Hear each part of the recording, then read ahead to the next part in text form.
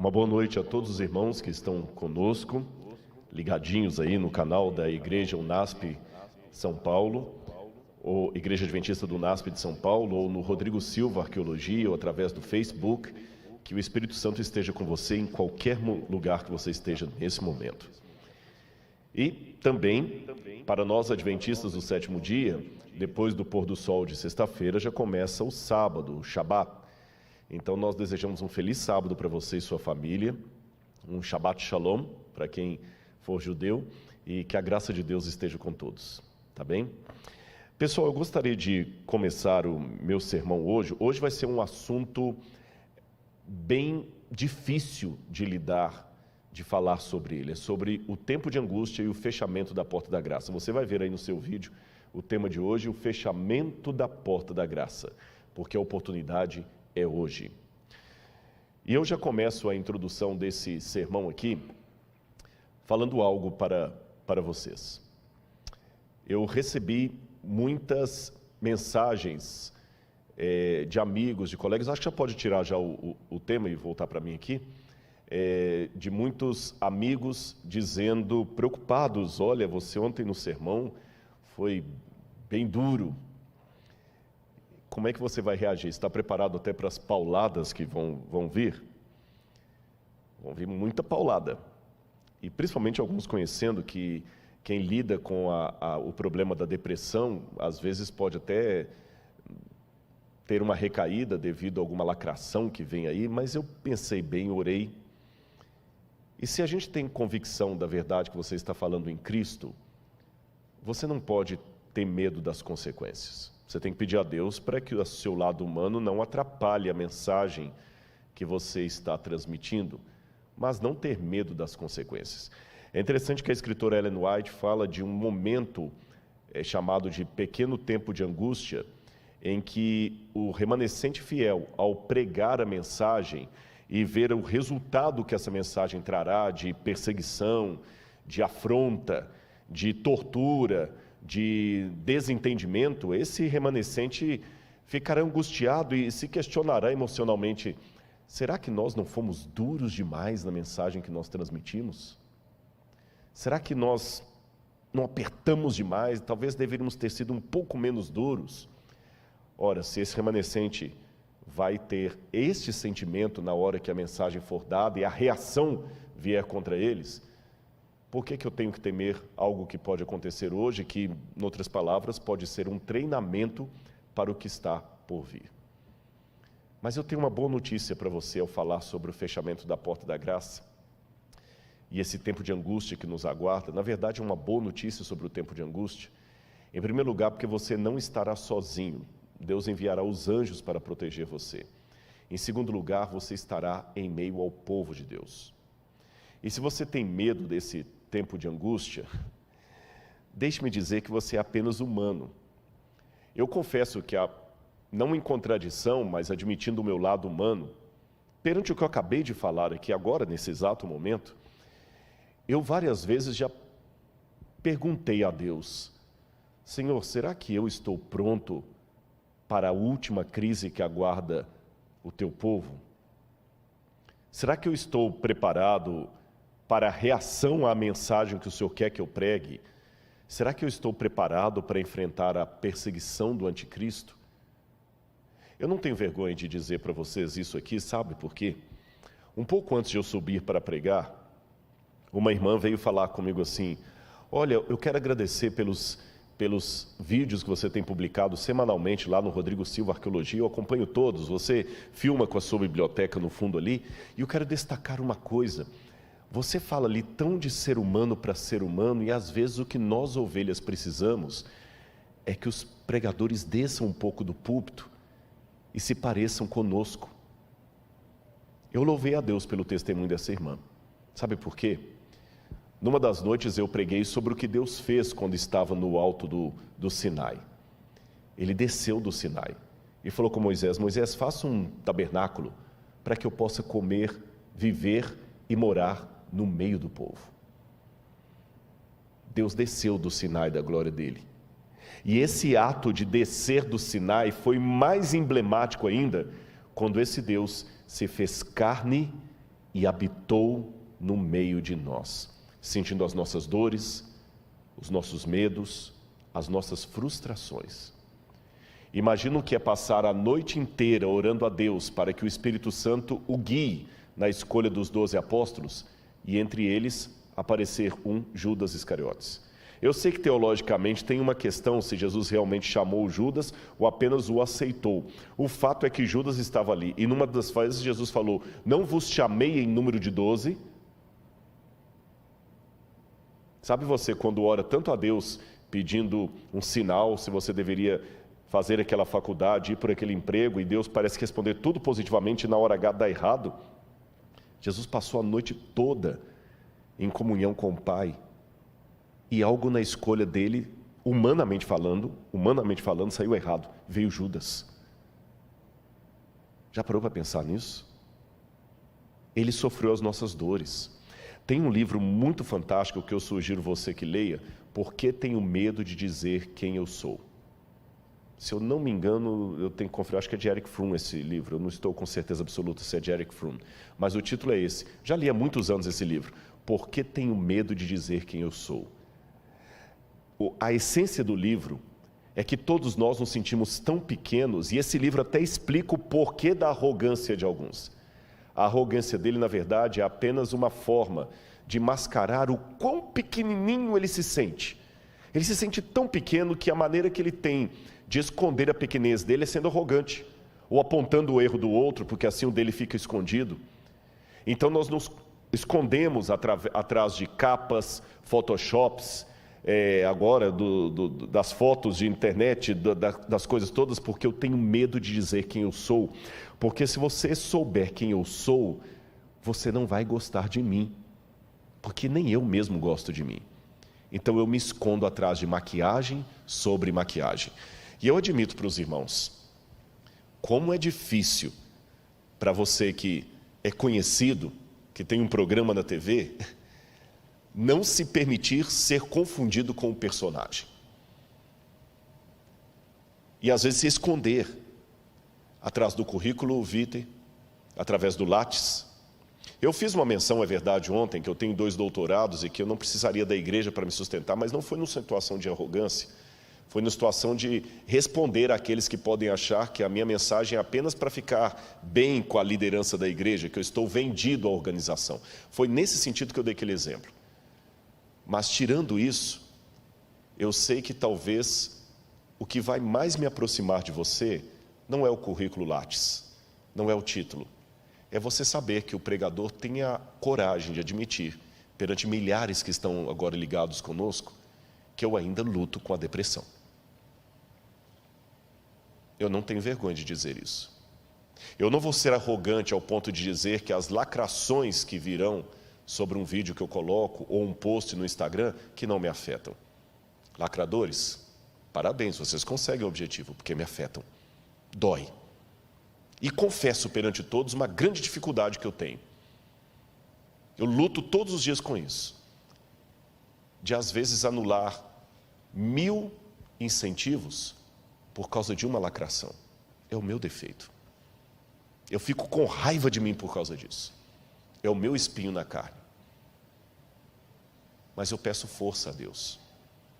E é esse Rodrigo que admite para você os seus problemas emocionais, que quando estuda a escatologia, que é a doutrina dos últimos tempos, e sabe o que vai acontecer com o povo de Deus e com essa terra, no chamado tempo da angústia de Jacó, eu confesso que tenho medo. E eu vou mostrar a você nessa noite por que eu tenho medo.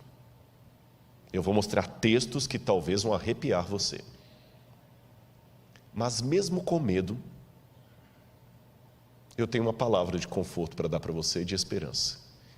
E a minha mão trêmula para se unir à sua, só para te dizer, você está com medo? O pregador também está. Mas se Jesus falou para ficarmos firmes nele, que ele vai cumprir a promessa, vamos ficar firmes com ele. Eu não estou aqui para apresentar para você a imagem de um super-herói. Eu estou aqui para apresentar a imagem de um pecador frágil como você, que quer ir para o céu. e que precisa dos irmãos. Eu preciso dos meus irmãos. É essa a essência. É por isso que eu defendo tanto essa igreja. Não é por questão de CNPJ, de comodismo, de politicamente correto. É porque são os meus irmãos. Ai de mim se não fossem os meus irmãos. Eu vou contar uma coisa para você. Eu pedi uma lista que não chegou até mim. Ao vivo é assim que se faz. Eu pedi a lista de todo mundo do marketing que está agora arrancando os cabelos aí para que tudo saia perfeito para você. Não tem aqui nenhum profissional de televisão pago. São voluntários da igreja que vão se revezando para fazer o corte. Quando eu entrei, um até brincou, olha pastor, ela aqui vai fazer o corte de você, viu? Vai ficar tremendo agora na hora de fazer o corte. Os que cantam, ainda que tenham uma voz bonita, trabalhada, não são cantores profissionais no sentido que estão cobrando cachê para estar aqui. Não. Os câmeras que estão agora me filmando não são câmeras da Record TV, da Rede Globo, ou dos melhores cineastas de Hollywood ou do Netflix. São irmãos que aprendem a operar a câmera e estão aqui. Uma vez eu dei um estudo bíblico para um homem que hoje já faleceu e que ele era ateu quando eu comecei a estudar a Bíblia com ele e se converteu a Jesus durante os estudos. Estava se preparando para batizar, mas morreu antes que isso pudesse se realizar. O seu nome, Peter Garsten. Se você colocar na internet, você vai descobrir quem é. Um dos maiores iluminadores do Brasil. Tanto que quando ele morreu, saiu no Jornal Nacional, no Globo, a notícia, morreu o mago das luzes. Alemão. Quando ele veio estudar a Bíblia comigo, ateu, a primeira coisa que ele falou é o seguinte: eu quero um mapa e um atlas. Eu quero um atlas e uma linha cronológica da Bíblia. E falava muito de Schopenhauer. E uma vez que eu levei o Peter à igreja, eu tive duas situações interessantes com ele. Uma quando eu levei a igreja pequenininha, lá em Areal, no Rio de Janeiro. Eu ia pregar e tinha uma irmã passando a lição de escola sabatina e falou, ela é a pastora da igreja? Eu falei, não, uma irmã passando a lição. E tinha um outro cantando, é que ele é pastor? Não. Eu falei, o pastor não está aqui hoje, eu que vou pregar. Ele falou, mas todo mundo participando sem nenhum pastor? Eu falei, exatamente, na igreja adventista é assim, todo mundo participa. O púlpito é ocupado pela mulher, pelo juvenil, pelo homem, pelo adulto, pela criança, pelo idoso, pelo leigo. É lógico que numa igreja grande como esta aqui, é mais difícil ter oportunidade de púlpitos. Mas numa igreja local, quem se lembra durante a semana eu expliquei o que é distrital para os adventistas, o pastor cuida às vezes de 10, 15 igrejas, 12 igrejas, ele não é onipresente. Então quem cuida da igreja na ausência dele é um ancião, é um líder, tem escala de pregação. O meu primeiro sermão na igreja eu tinha 14 anos. E o Peter falou algo que nunca mais eu esqueci. Ele falou, vocês têm aqui a democracia da liturgia. Eu falei, é isto mesmo. Já que se fala tanto em inclusão hoje, quer maior inclusão do que esta? Quando o NASP tem um coral cantando aqui à frente, e o pastor Douglas sabe disso, porque não é o primeiro internato que ele trabalha, quando eu conheci ele trabalhava no outro NASP lá de Engenheiro Coelho. Depois de lá ele foi para outro canto, fez doutorado, foi para o sul do país, e voltou para São Paulo de novo, para ser diretor de escola. Quando você tem um coral bonito cantando aqui à frente, naquele coral tem o filho de um mega empresário riquíssimo e a filha de uma lavadeira, todo mundo cantando juntinho ali do mesmo jeito. No Desbravador, está lá o filho do empresário riquíssimo e o filho da lavadeira e o filho da pessoa que está até desempregado, todo mundo junto ali. Todo mundo participa. Não estou querendo enfeitar a realidade para você. Na igreja também tem problemas. E se eu estou falando para alguém que fala que não quer vir para a igreja porque tem muita gente com defeitos aqui, venha, tem espaço para mais 2, 3, 4. Se você não quer vir porque tem gente hipócrita, venha, tem espaço para mais gente. Não enxergue a realidade com óculos cor-de-rosa. Tem problemas muito sérios aqui, isso é um hospital. Mas esse hospital também tem cura. E se você está assistindo alguém hoje aqui, eu sou um produto da Igreja Adventista do Sétimo Dia. Não tenho nenhum parente adventista. Paguei pesado um preço para vir para essa igreja, fui expulso de casa, humilhado, tive que dormir de favor na casa dos irmãos. E eu vou falar agora que essa igreja não presta. O que eu faço com o irmão que me deu abrigo quando a minha família me botou na rua? O que eu faço com aquela irmã que chegava todo dia lá com a pasta de dente? O que eu faço com aquela irmã piedosa, semi-analfabeta, que todo sábado está lá certinho na igreja e todo final do mês ela está dando o dízimo dela na igreja. Se eu falar que a igreja não presta, eu estou falando que aquela irmã não presta. Esse é o povo de Deus, e é contra esse povo de Deus que o diabo está se levantando. E uma grave crise aguarda o povo de Deus. E a lista que não veio é justamente todo mundo que está atuando, mas eu quero aqui prestar o meu agradecimento aos anônimos que limparam a igreja para que a gente estivesse aqui, que estão operando as câmeras, que colocaram as flores. Deus seja louvado pelos irmãos que Ele me deu. Deus seja louvado. Como eu falei, tem problemas? Tem. A igreja às vezes é como a Arca de Noé. O mau cheiro dos animais você só aguenta por causa do dilúvio que está lá fora.